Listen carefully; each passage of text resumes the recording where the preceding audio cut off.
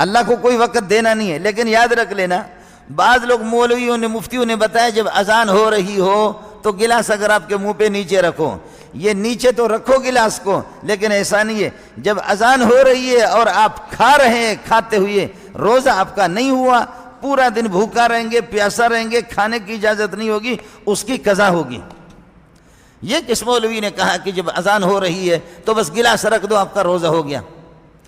اذان ہمیشہ سحری کا وقت ختم ہو چکا ہوتا ہے، اذان بارڈر سے باہر دیا جاتا ہے، روزے کا یہ بارڈر چلا آ رہا ادھر تک، جب تک سحری کا وقت ہے مؤذن کے لیے اذان دینے کی اجازت نہیں ہے۔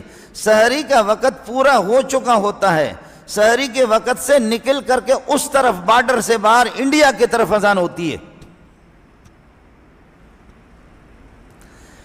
یہ اذان وقت کے اندر نہیں ہوتی۔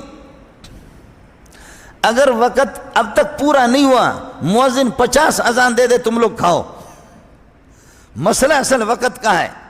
وقت جب پورا نہیں ہوا ہے، مؤذن 50 اذان دے دے کھاؤ، دبا کے کھاؤ، روزہ آپ کا صحیح ہوگا، مسئلہ وقت کا۔ لیکن قانون اور ضابطہ یہ ہے کہ اذان اس لیے دی جاتی ہے، وہ اطلاع دیتا ہے کہ بابا اب سحری کا وقت ختم ہو چکا ہے، نماز فجر کا وقت داخل ہو گیا ہے۔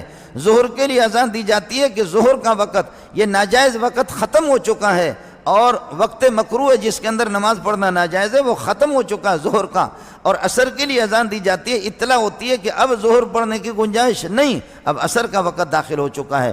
مغرب کے لیے اذان دی جاتی ہے وہ وقت کی اطلاع کے لیے کہ اب وقت ہو چکا ہے۔ وہ اذان ہمیشہ وقت اس سحری کے وقت سے باہر ہے۔